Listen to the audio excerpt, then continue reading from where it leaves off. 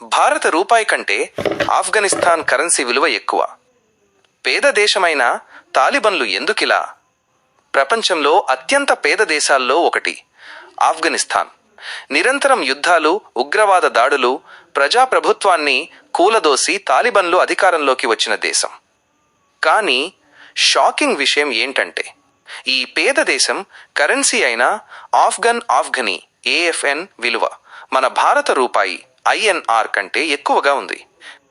అవును, ప్రస్తుతం ఒక ఆఫ్ఘనీ సమానము ఇండియన్ రూపీ 1.33 రూపాయలు.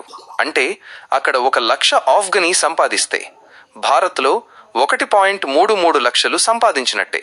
అసలు రహస్యమేమిటి? భారత్ లాంటి పెద్ద ఆర్థిక వ్యవస్థ, వేగంగా అభివృద్ధి చెందుతున్న దేశం కంటే తాలిబాన్ పాలనలో ఉన్న పేద దేశం కరెన్సీ విలువ ఎక్కువగా ఉండటం వెనుక అసలు రహస్యం ఏమిటి? తాలిబాన్ ప్రభుత్వం తీసుకున్న కొన్ని కఠిన ద్రవ్య విధానాలే ఆఫ్ఘనీ బలానికి ప్రధాన కారణమని నిపుణులు చెబుతున్నారు. అవేంటంటే తాలిబాన్ చర్య. వివరణ: డాలర్ పాక్ రూపాయిపై నిషేధం. అమెరికన్ డాలర్, పాకిస్తాన్ రూపాయి వినియోగాన్ని పూర్తిగా నిషేధించారు. స్థానిక కరెన్సీ తప్పనిసరి. అన్ని లావాదేవీలు, వేతనాలు, వ్యాపారాలు కేవలం ఆఫ్ఘనీలోనే జరగాలి అని ఆదేశించారు. దిగుమతులు తగ్గింపు. విదేశీ వ్యాపారం చాలా తక్కువగా ఉండటం వల్ల దిగుమతులు తగ్గాయి. ఇది కరెన్సీ డిమాండ్ పెంచింది. కరెన్సీ లీకేజీ నియంత్రణ. సరిహద్దుల గుండా అక్రమంగా డబ్బు తరలింపుపై కఠిన చర్యలు తీసుకున్నారు. ఇవి అన్నీ కలిసి ఆఫ్ఘన్ కరెన్సీకి కృత్రిమ స్థిరత్వం తీసుకొచ్చాయి. కరెన్సీ బలం సమానము కాదు, దేశ బలం. కరెన్సీ బలంగా ఉందని దేశం బలంగా ఉందని మాత్రం కాదు.